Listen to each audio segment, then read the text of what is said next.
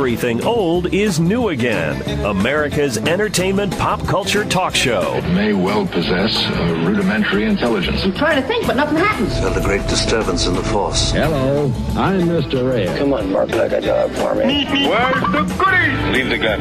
Take the cannoli. I bet you wouldn't have done anything like this if Mom and Dad were here. You filthy criminal. Excuse me while I whip this out. Go ahead. Make my day. Here are your hosts, Douglas Viviani and David Cohen.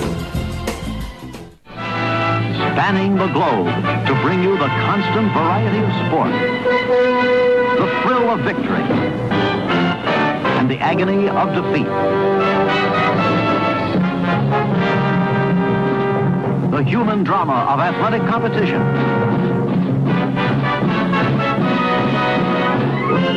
This is ABC's Wide World of Sports. No, it's not. This is Everything Old is New Again. Going to be talking about the wide world of sports and more particular boxing, what happened to boxing. This is Douglas Viviani with the pugilist himself, David Cohen. Yes. What is pugilist? Pugilist is, yes, that you actually did get that right. How about that? Pugilist is someone who engages in the sport of fighting or boxing. The fine art of fisticuffs. Fisticuffs, if you will, yes. Now, I remember, to me, just specifically growing up in the 1970s, Wide World of Sports, do you remember this, on Saturdays? Sure. Would rerun it. They played some in the afternoons. It was on at, I believe, around 4:30. They would always have the most highly rated episodes of that show were the boxing ones, where they would have some live performances or live matches, but they also would have these matches that you could not see anywhere because there was no cable, no YouTube, no, closed circuit TV, or closed circuit TV a little bit. Where, let me explain, where if you wanted to watch Ali Frazier and you didn't go to Madison Square Garden in 1971 to see actually it, attend the fight. Exactly. You're not watching that. There's no way to watch it. So they would tape it. In other words, they didn't run it on national TV. So they would tape it. Wide World of Sports Video, would then get the tape, or maybe they taped it themselves, and play it with Ali and Frazier in the studio, maybe the next week, 2 weeks later. Right. So you would watch round by round, and then they would talk about it, but you already knew who won. Yeah. The only way, if I remember this, tell me if you were this much of a fan of boxing. I remember Ali Foreman, the Thriller in Manila. I believe 75-ish. I don't remember the exact date. The only way for me as a kid to be able to catch up, and I was a big Ali fan at the time, what is happening in this boxing match? There was nothing on the radio in terms of an ongoing radio commentary. No television. I don't know why, but there wasn't. So maybe the technology didn't exist. I don't know what was going on. But the bottom line is, I would turn on WINS, which is a New York all-news station. Was. Right. And every, what would it be, 5 minutes, let's say, because the rounds are 3 minutes long, right? So every 4 or 5 minutes, they would break into their regular news broadcast and say, okay, this is right. Do you remember this? No, I don't. Oh, I'm Johnny Jones, whoever. I'm in the Thriller Manila. Round one, this is what happened. And he would literally give you the word picture of what happened for about 30 seconds during that round, maybe even a minute. And then he would tell you who the judges picked to win that particular round, so you kind of could keep score also. Oh, wow. And he did that in the break it. So I would listen to the news and then wait for those 5-minute break-ins for a minute to hear what happened. I remember that. I did that for a couple of fights. It was interesting. And then it developed for me over time, again, the 70s, where they then would have closed-circuit TV.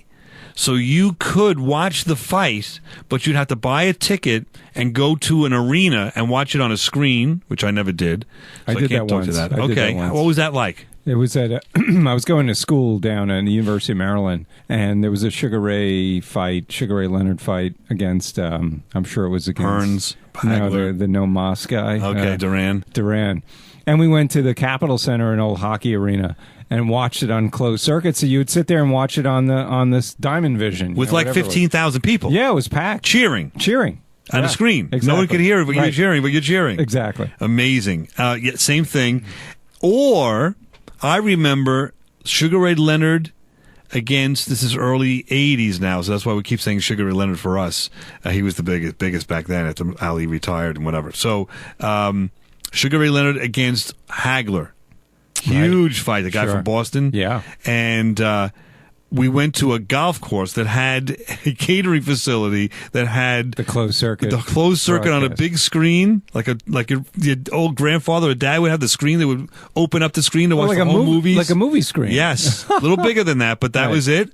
And they would, broadcast or play the match, but you would be at a table with other guys, and you had dinner and drinks first. You'd paid your X amount of dollars, and it was a whole night, an event. Wow. God forbid it wasn't. I mean, Tyson ruined all that with his knocking everybody out in one round. Yeah. But that was so much fun. I remember that. What happened to boxing? No one's doing that. I challenge you right now. Tell me who is the champion, the heavyweight champion of the world right now. If you told me that boxing no longer exists, I would believe it. Yeah. That's how little I know about it now. What happened? This sport was up there with baseball. Oh, do you know who the heavyweight champion is? I could look it up. I printed it out, but I'm not even going to do it right now. Are there still like different belts? Because at one time there was like Tons different of belts. Organizations, right? So you never knew who was really the true champ. It's ridiculous now. Got really splintered. It's splintered up right now. The latest I see is a guy named Andy Ruiz Jr. from Mexico. He's the IBF, the WBA, the Super, the WBO, and the IBO champion. So it sounds like he's unified the champion. He's unified it. What's up with that? Right. First of all, how many belts do you need? We can't have one organization. It's so corrupt. Weird. It's weird. It's been splintered and destroyed. Well, I think that's part of it, right? It became very corrupt at some point. Corrupt, splintered, and destroyed. And look at this. From just for kicks, from 2015 until 2019, 4 years. 1, 2, 3, 4, 5, 6, 7, 8, 9, 10, 11, 12 champions in 5 years. How does that work? Okay, so what's happening? And you never hear about it. You don't even. There's never any news about boxing. No, never. Not even on sports talk radio. There's no news about boxing. No one is mentioning boxing anywhere. What's up with that? It's a lost sport. It's so it's sad to me because I used to enjoy it a lot. Is it? But maybe it's not sad. But it is sad because I'll tell you why. Because they had rules with the gloves and allegedly with doctors in corners, and you would take care of the boxers and so forth as much as you can. Now what do you got? You got MMA, bare knuckle boxing, and more. And more, yeah. And these guys are getting destroyed. I can't watch it. I can't watch that. It's too violent. It really is. And it's only, by the way, and it only lasts, I think, 3 rounds tops, right? Yeah. For 3 minutes. And talk about champions, is what would we say there? What would we say, 11 in 5 years? Their champions are changing constantly because you can't stay in the game that long. Right. I imagine not. Right. There's nobody. Yeah. I'm not a huge fan, but you can tell me the name of 1 or 2 MMA boxers. I'll recognize the name. The rest, I have no idea any of them. Same with me. So it had a cachet for a while. It is drawing more than boxing. Much more. Are you kidding? Now I see, because I'm a general sports fan, so I'm watching sports on the big networks, and I know at least Fox now has an MMA night or 2 nights during the week. They're going to start showing this stuff.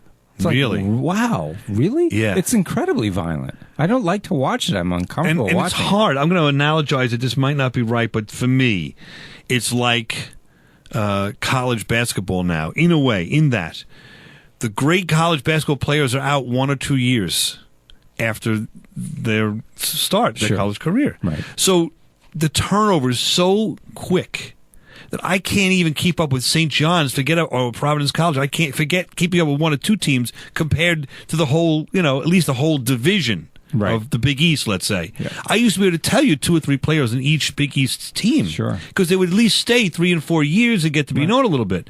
Now it's a big turnover. So now what am I rooting for? A color or a uniform? I'm not into it. Right. You're rooting for the uniform. So I'm not doing that. Number 1. Number 2, same thing with the boxing. And the MMA. It's big How do you turnover. even watch boxing? Like, even if you were a fan, Where do you go to watch it? I think they have a new contract where they are now going to start playing Friday night fights again. I have to look that up. There's rumor of that on some cable network. On cable network, yeah. Like Fox 2 or something like that, where you can start to. But anyway, it used to be a big part of pop culture. Absolutely. Huge part of pop culture. Used to. Come on, let's face it. Forget the movies. Real life. You used to rent, the pay-per-view for $50-$60 and have your buddies come over and watch it. Yeah, it's not happening. And it wasn't. When I say big in popular culture, the general population knew at least 3 or 4 fighters. They can name them right off the top of their heads. Think about that now. Yeah. We'll be back. Everything old is new again. We're going to dive into boxing, a little more optimistic if we can, and then enjoy the past and try to promote the future. We'll be back right after this, and everything old is new again.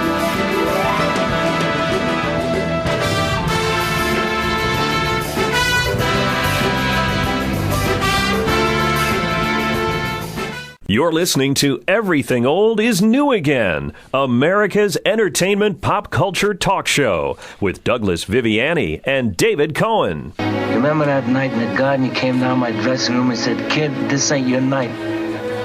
We're going for the price on Wilson." You remember that? This ain't your night. My night. I could have taken Wilson apart.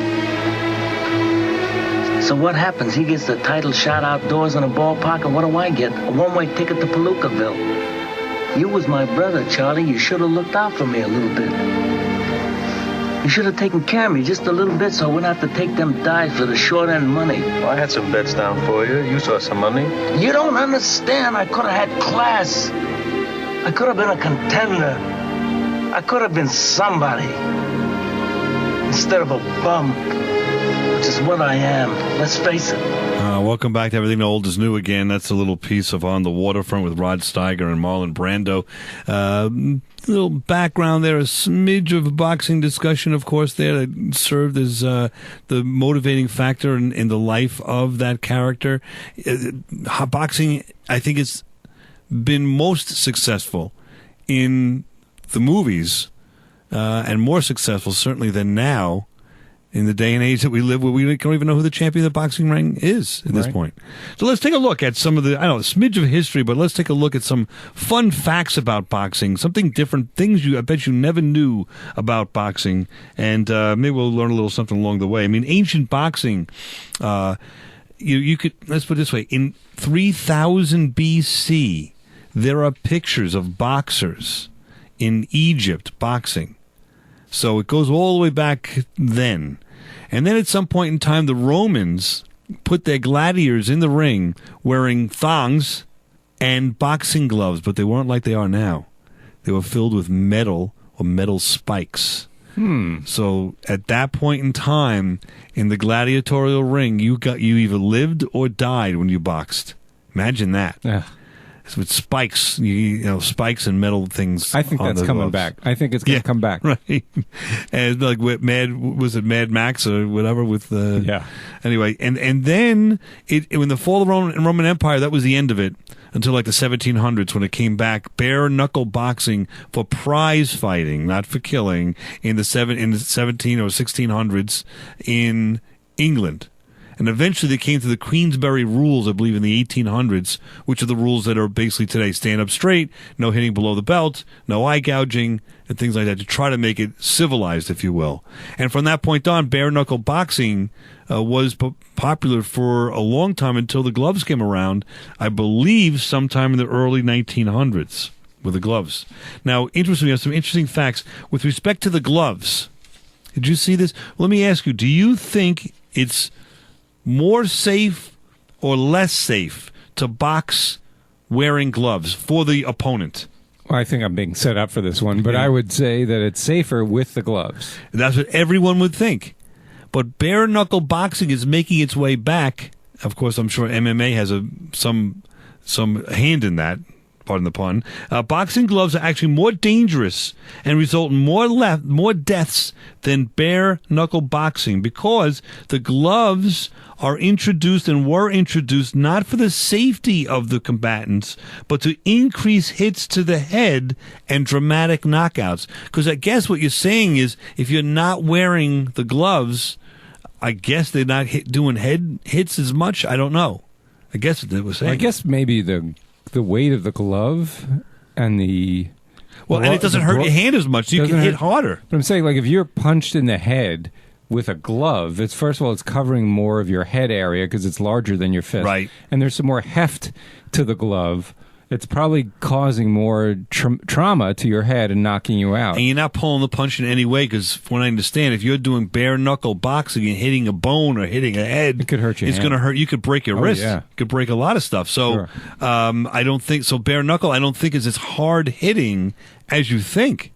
Does that make any sense? Interesting. Yeah. So that's one fun fact. I don't know if you have any fun facts. Feel free. But it was in the Olympic Games as early as 688 BC.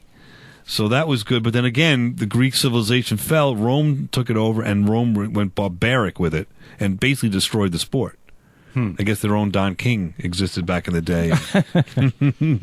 You have anything interesting? I don't know. Here's a fun fact. Yes. In 1949, an official boxing match between a bear and a man was held. Guess who won? I'm going to say the bear. The bear won. Did the bear know the rules? Did the bear wear gloves? Probably not. Did Probably the bear not. cut his nails? Probably not. Okay, so it was a little bit of a cheat. Did the man live? I don't know, actually. Good question. Now, listen, the Greek god Apollo was a boxer? He was regarded as the inventor and guardian of the sport of boxing in ancient Greece. How do you like that? Okay. Make any sense? No. No. All right. Do you know who Archie Moore is? You ever hear of Archie Moore? He was a boxer. How many knockouts do you think he had in his career? Knockouts I'm talking about now. 70. Not just wins, knockouts. 73. 141. Wow. That was he almost knocked twice out what I said. 141 people. Yes. That's unbelievable. The most prolific boxer in history. Ever hear of this guy? You never heard of this guy, but Len Wickwar, or Wickwar. Len Wickwar. Between 1928 and 1947, fought 463 bouts. He has 366 wins, but 127 losses. Wow, that's a lot of losses, That's unbelievable. How much money did that guy make? Wow. Speaking of money, George Foreman made more money selling his grills than he ever made for his boxing career. He was a heavyweight champ. Twice. How do you like that? Wow. When was his last championship? He was a champ when he was in his 40s, I believe. Yeah, he tried to come back once or twice. It wasn't good. After that, but he the first comeback, he became champion. Yes. One belt. It was not unified. Right. But that was pretty wild. What else you got there? Anything of interest in boxing? Do you know who George Lucas is, right? Creator of Yes. Star Wars. His daughter is a professional mixed martial arts fighter. Wow. Isn't that weird? That is weird. Wow. Wild, weird, I guess wacky the stuff. Force is with her. Oh, there you go. A little strange. I like that, though. That's all right. Is it? I guess. Would you date a boxer if you were in a dating? No. I don't think I would either. No, I would not date anyone who could kill me. Yeah. Someone could, Sorry. Yeah, not. All right. I understand I that. have another one. Yes. Well, this is kind of an interesting one. So, as a child, Muhammad Ali, we all know who Muhammad Ali was, he was refused an autograph by his boxing idol, Sugar Ray Robinson. So, when Ali became a prize fighter, before he became famous, I guess, he vowed never to deny an autograph request, which apparently he honored throughout his career. Whoa, is that for real? Yeah. Well, according to... Well, here's what he did. He surrounded himself by a lot of bodyguards and a lot of people, so he was never requested. No one was able to approach him. That's right. He couldn't get to him, so he couldn't get his autograph. Could be. Is he the best boxer of all time? Well, don't answer that. We're going to have to. the most charismatic, that's for sure. Yes, we're going to have to dive into that and see. Arguably the most important figure in the history of boxing. American boxing. Possibly. There's also, what about Joe Louis? Joe Louis. And beating Max Schmel. What's the name? Maximilian Schmeling. Schmeling is down. He's down. So the history of boxing is glorious. The present day boxing situation, not so glorious. I don't know where we're going with it. We will have a guest coming up which will be someone that can give us a little more insight into boxing as well, especially the bare-knuckle aspect of boxing through the power of radio. We're going to visit with Gentleman Jim Corbett. Have you ever heard of that guy? I have heard the name, yes. He's been in the movies. He played by Errol Flynn. And Errol Flynn. John L. Sullivan was the boxer champion before him, handed the reins off to Gentleman Jim. So we're going to be able to talk to him, and I think it would be interesting to see what he has to say about the sport of boxing, especially bare-knuckle boxing. Should be fun to hear from him. But before we do, I want to have a discussion as to who is the...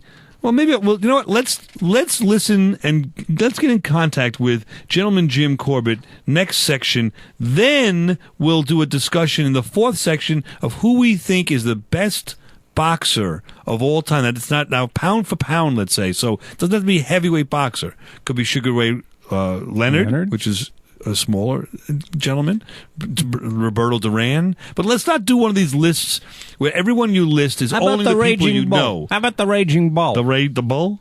Rocky Graziano? Oh, could be. I mean, we have to talk about Marciano? People that not Rocky Marciano, Rocky Graziano. We have to talk about people that not only we've seen, but existed before then, like Joe Louis, and look at the stats and the records and see. It's not fair to just say, "Oh yeah, it was Ali. That's the guy we saw, and that's all it was." And or Sugar Ray Leonard. What about these older boxers that existed? So we'll look at that as well. Jack Dempsey. What about him? Where does he fall in the right? And he was a great restaurateur. Or if you read any book that someone was living in New York City in the 1940s and 50s, they went to Jack Dempsey's place. There's always a story about that. All right, we'll be back right after this. Everything Old is New Again to continue discussing boxing. We'll be back with Gentleman Jim Corbett. Hello. Ladies and gentlemen, winner and the new world.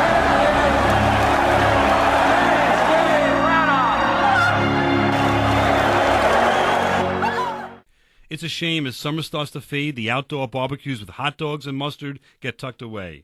But don't sweat it. Bowers is a mustard for all seasons. With a horseradish kick that continues the summer taste all year long. Spice up a leg of lamb, slather it on a steak, bake it in a brie, and of course, layer it on your favorite hot dog. In true everything old is new again style, we've found a mustard that tastes as new as when the first jar was produced by August Bauer in 1888. This creamy, addictive condiment could very well have been what your grandfather used at his barbecue. Bauer's has been delighting generations for 130 years. The best-kept secret in mustard is now out of the jar. Buy a jar online at abauersmustard.com. That's A-B-A-U-E-R-S mustard.com. Or from your local store listed on their website. Again, abauersmustard.com. Bauer's Mustard, all natural, all authentic, always delicious, and recommended by all of us. And everything old is new again. Now, back to America's entertainment pop culture talk show. Everything old is new again, with Douglas Viviani and David Cohen. You know something? First time I saw you fight, I was just a bit of a kid. There wasn't a man alive could have stood up to you then. And tonight, well, I was just mighty glad that you weren't the John L. Sullivan of 10 years ago. I don't know how we might have come out, say 8, 10 years ago. Maybe I was faster then. But if I was, tonight, you're the fastest thing on 2 feet. I don't know much about this gentleman stuff they're handing out about you. Maybe you're bringing something new to the fight game. Something it needs and never got from fellas like me. I don't know. But I do know this. Though it's tough to be a good loser, it's a lot tougher to be a good winner. Thanks again, John. I hope that when my time comes, I can go out with my head just as high as yours. There you go. That's Everything Old is New Again's introduction into the world of the old school world of boxing, bare knuckle boxing. That's a movie. That's Gentleman Jim Corbett's the name of the movie, and Errol Flynn playing Jim Corbett there. I'm Douglas Viviani with David Cohen. David, did you ever see that movie? I never did. No, it's not bad. It's a little sappy. It's you know sounds it, yeah. But it does tell the story of the transfer of the title of the champion boxing back in 1885 to 1892 when John L. Sullivan was the champion boxer, and it was bare-knuckle boxing at the time, and was just a man that was revered all over the world and country. And then this guy, James J. Corbett, or Gentleman Jim, comes along and takes the title. And he kept the title for a good 5 years and revolutionized boxing. So I don't know if everybody really knows, Gentleman Jim was the one that created boxing as it is today in terms of the style and the way that they box and defend themselves. I don't know. I think we can do this. We've done this with Sherlock Holmes and Dr. Watson. We've used our ability to take that cell phone and time travel with it, send it back in time. So why don't we try to do the same? I don't know how long we're going to be able to stay with him, but let's spend a few minutes with James L. Corbett, champion boxer for 5 years, world champion heavyweight boxer. He's a gentleman that is someone that, what would you say, he revolutionized boxing. So let's see if we can do that. We'll try to get back in time. So what I'm going to do is I'm going to shoot this back in time, and next thing we hear will probably be a conversation. If he'll answer, let's see if he even can figure this out. Okay, I'm going to press the button now. I sent it back. All right, let's see. Gentleman Jim, are you there? Can you press that button, the green button on the phone, and move it from the left to the right, and see if you can say hello? I'm talking to you from a different century. Douglas? Yes, I'm here. Thank you. I'm glad you read the note. Gentleman Jim Corbett, it's a pleasure to have you on Everything Old is New Again. We're a radio show. I know you don't know what radio is. I know you don't know what that device is. It's a telephone. We are broadcasting in the year 2019. And you're there in, 1897 or so? That's right, Douglas. It's 1897. So aren't you a little bit freaked out about this? I'm very freaked out. What's more freaky, that or winning the title from John L. Sullivan, the boxing champion of the world for 7 consecutive years? Well, it was quite an honor to win it from him, and it was a very special time for me and for the sport as well. And from what I understand, after that, you revolutionized the sport of boxing. How did you do that? What did you add to boxing that didn't exist before you won that championship? It was all out of, self-preservation, I guess. I raised my arms up to protect my face. Oh, I see these pictures. All the guys with their hands are sort of like underhanded, and they're sort of like almost pitching a softball, if you will. You know what I mean? Like their arms are very low. And Gentleman Jim Corbett has a picture like that. I'm saying John L. Sullivan, I've seen his picture like that, very low-handed. That's right, Douglas. But when you're throwing a punch and you don't have your hands up to protect your face, I hurt many guys like that. So again, out of just protecting myself, I put my hands up in front of my face, and I felt like that helped. I also moved around the ring a lot. I kind of danced around so I wouldn't get hit. Ah, okay. So just for the radio, the hands weren't, let's say, palms up. You then went palms down when you punched and defended yourself. Oh, you can't see me over there. I can see you, but we're on the radio. It's a whole other story. I'll explain that. They can only hear my voice. I can only hear your voice. Correct. I see. Okay. All right. So that was the way I would describe it. But that revolutionized the boxing game. Now, when you did that, you must have had some success in the ring. What did you do? What was the success rate? What did you do to these other boxers? I mean, they must have, lost their way a little bit with fighting the one and only Gentleman Jim Corbett. Well, part of it was conditioning and training. I had more endurance than a lot of these fellows, so a lot of times these matches would go well into the 10th, 11th, 20th, 60 rounds. Wow. So a lot of times it was just more about, outlasting them. And did you sustain, I've seen some injuries sustained through the years of boxers. Did you sustain or have others sustain injuries as a result of this bare knuckle boxing?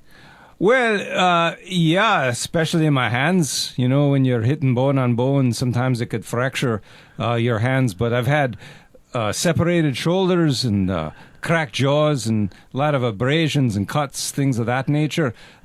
Hit one guy pretty hard and his kind of eye came out of his socket a little bit. That was not uncommon back then. Oh, really? Wow, that sounds a little traumatic.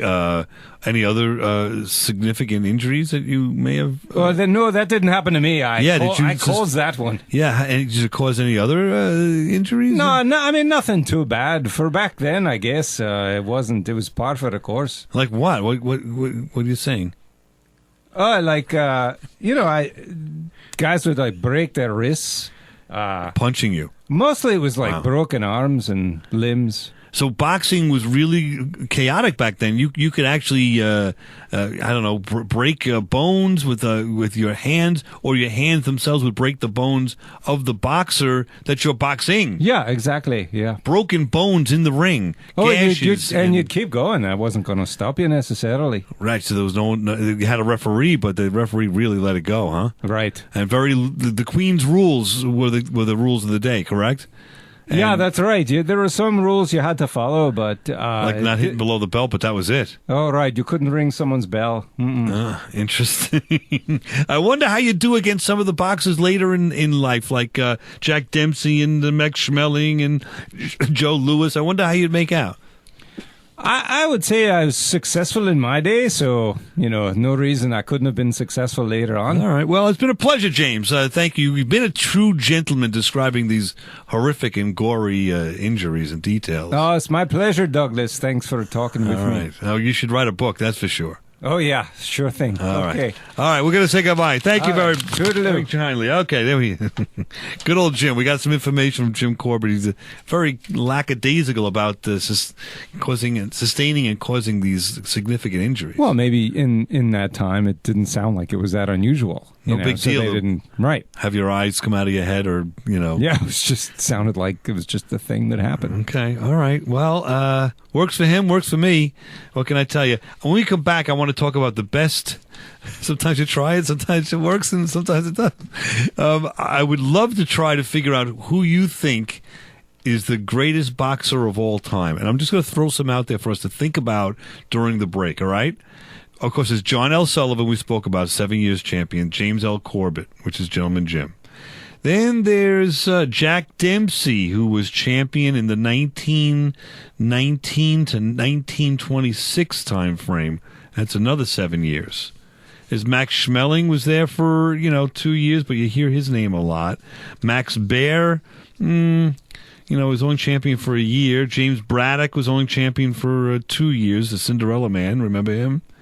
And then there's Joe Louis, who was champion for 12 years. So we're going to think about Joe Louis maybe. Then we get a little more modern day. You've got Floyd Patterson and Rocky Marciano. Interesting. That might be a guy to think about. And does anybody know any of these guys anymore? Muhammad Ali, Joe Frazier, Foreman, Spinks, Norton. Any of these guys in the running? What do you think?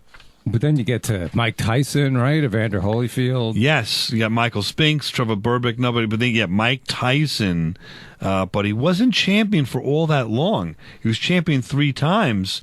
But altogether, it lasts about 4 years. A lot of people argue, though, that he might be the greatest of all time. I would argue with you that he wasn't, but he was great. But he also lived in an era where he didn't have the challengers that Ali had, and Foreman and Frazier. So we'll argue about that, and we'll have the arguments you love to have about boxing when we get back, right here on Everything Old is New Again.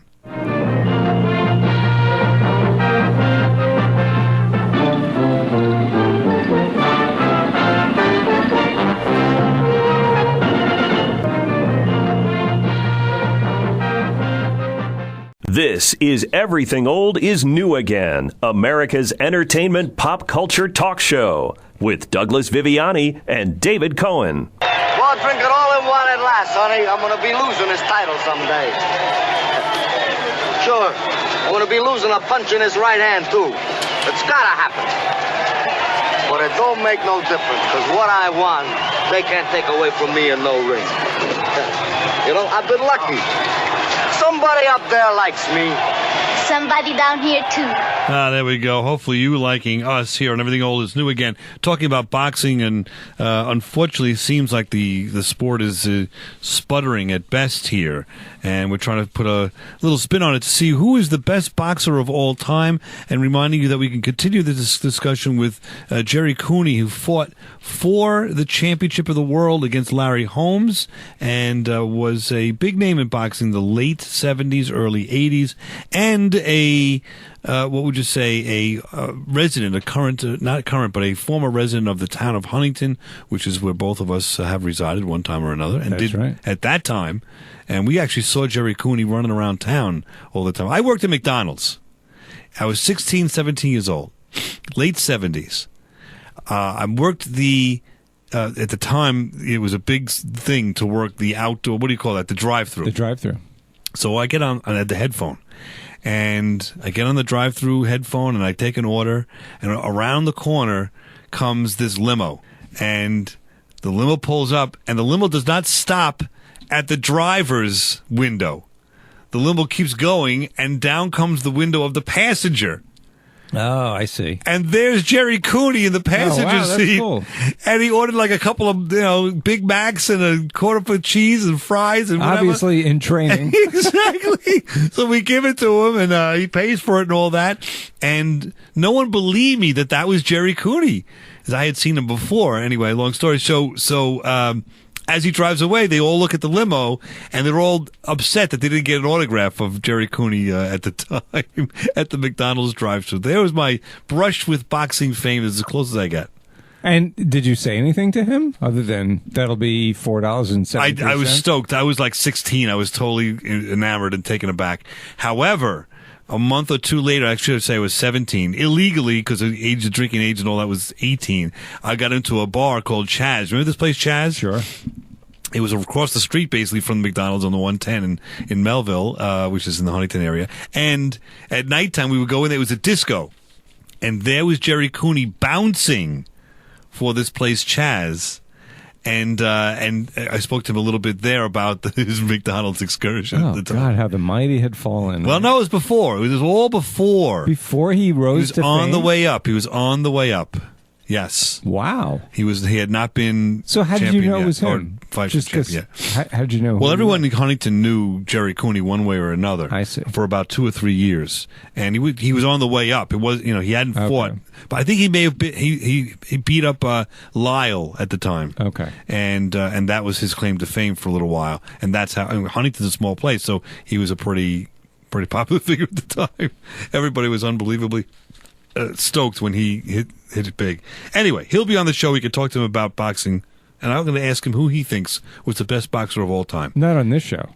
No, and then when I interview him next time he's on. You don't have to go rewind or go back in time like you did with Gentleman Jim. Correct. Okay. We'll actually have the real thing. Should we limit this to who we have seen, or should we say of all time boxers? Maybe we should limit it to the boxers that we have seen. Yeah, because otherwise it's too hard. How do you rate someone you've never seen? So I'm going to give you a couple the best boxers that I've seen. I'm not going to tell you which one yet, and then maybe you can tell me who you think are the ones that you've seen. To me, of course, Muhammad Ali and Frazier and Foreman are easy selections, and they're certainly in the top 3. Sugar Ray Leonard is very much in the same party for me. I think Mike so. Tyson is in the same party, but I have a thing against Mike Tyson, which I'll talk to you about next. So those are my 5 right now. Where do you stand? Any different ones? What about Hagler and Hearns and Duran? And Duran, all those great fights with Sugar Ray Leonard. You put them in a separate class? Well, all of those lost to Leonard, and they beat him too, but lost to Leonard sooner or later in the mix. So that kind of, I don't know. Yes, they're in the mix of those we've seen. Anyone else? I just remember when I used to see Mike Tyson hit someone. I would say he probably packed the most powerful punch I've ever seen. Tyson may have been one of the greatest, but also I think he destroyed the art of boxing by biting someone else's ear. The night that well, let's back up. We used to watch his matches and all these others. You would get pay-per-view. And at the time, now we're advancing to like the 90s, right? So it's pay-per-view at home for like $60 or something. You'd invite people over and you'd have a party. And we used to divide up, we would say 15 rounds, right? So 30 pieces of paper plus 2 more for the hold. And you put it in a hat and you pick it out and you say Tyson in round 3. Which would be by knockout, right? Tyson in round 12 by knockout, or whoever the opponent was. And you'd have a little bit of a tally. It was kind of fun. And we would do that for a lot of boxing matches. If you took the right ticket, then you won. What did you win? We like $5 a ticket, so you would win like $100 or whatever, right? So it was kind of fun. This is my round. He's going to knock him out this round and all this. And the problem was eventually Tyson, maybe even all the time, Tyson barely went more than 3 rounds. That's true. So that game, all of a sudden, when he was champion, was eliminated, number 1. Yeah. Number 2, now he's become, in the beginning, he was with Customato, and he was his manager, and he was kind of under control. Then he got out of control because his Customato died, and now he had no manager. He was lost, the poor guy. And all of a sudden, he went up with his wife, what was her name? I forget. And Robin Givens? Right. And he just went astray. And all of a sudden, one day, he's fighting Holyfield after a lot of shenanigans before this, and he literally bit Holyfield's ear off. I remember where I was when that happened. That's how famous Where that were was. you? I was at a party, and they had the fight on. And I didn't see it. Because I went to the bathroom or something like that, and I came out and everybody's screaming. Unbelievable. And from that point on, it's hard to say, but he then lost, was it Buster Douglas after or before then? I don't remember. He may have been after then, but other than the Buster Douglas fight, I never watched another boxing match after that. Yeah. For some reason, it just... I agree. Did it really? Yeah. So maybe I'm right about this. It just turned me off, and he was a huge fan of boxing until then. So Tyson may have been the greatest and the worst champion of all time. Could be. I would say. He kind of ruined the sport. He really did. The one that ignited my interest was Muhammad Ali. Sure. And just go to YouTube and see all of his shenanigans. Yeah. Give me a little something. Remember all the stuff that he used to say? What he used to just, what did he say about that? He had some line about how he's so fast that when he goes to bed at night and he turns the light switch off, he's in bed before the light goes out. Right. That Satchel Paige said that too, though. Before. Did he really? Yes. Satchel Paige said that? Yes. So he plagiarized. Yes, he did. Wow. But he made up all the poems. He'd do a poem about every fight before. Like butterfly sting like a bee. Right, and then how he would defeat this person and what round it would be in and all of that. Developed the rope-a-dope when he got older and really didn't have the skills anymore, like against Spinks and whoever. But it was just sad because he lasted a little bit too long. And you remember the boxing matches at the end where he really wasn't the same? Yeah, he was overweight, slow. Yeah. Yeah, but when he was in his prime, look at when he's boxing early 70s, late 60s. Watch how fast he's really fast. Yeah. Oh, and powerful. So when he was punching, he was really powerful. Yep. So in retrospect, now that we look back, people are saying that Frazier and Foreman were not as up to the task as Ali. You tell me. I don't know. I was a kid back then, but looking at, watching, there's a documentary that came out about a year ago on Muhammad Ali, which I believe is on HBO. Really good, spoken, it's told in his own voice. And they show at length a lot of his fights. He was fast, but you could see that, especially Frazier, was a really good fighter. Yeah. Like, I think you were talking about some of the greatest boxers of all time. So that's another argument for Ali, where the competition that he had in his time might have been better than a lot of other boxers. Certainly better than Tyson's competition. He had Holyfield, and maybe that's about it. Right. And I mean, some of these fellas, they were stuck in eras where they didn't have great opponents. Yeah. Larry Holmes, another one. I mean, Sonny Liston, when he beat Sonny Liston, he was older at the time, but you could also see that he was just a great fighter. Yeah. So, all right. So I think we're saying Ali, I'm going to say a close second to me, probably because I got a chance to watch him actually, as opposed to rumors and radio clips and whatever, and Why Will the Sports afterwards, is Sugar Ray Leonard. Yeah. What an exciting boxer he was. He really and was. Just as fast, maybe.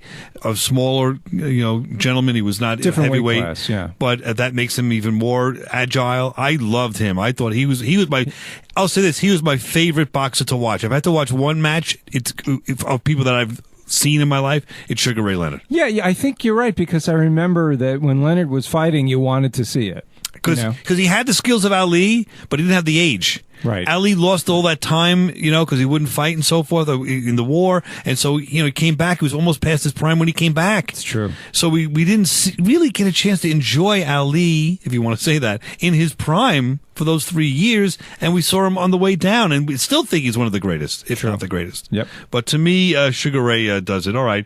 We'll be back next week to talk more fun, thrills, and adventure. And what would you say? Entertainment... America's entertainment talk show. Yes, winner by a knockout. Here we go. Everything over. Ain't gonna be no rematch. Don't want one.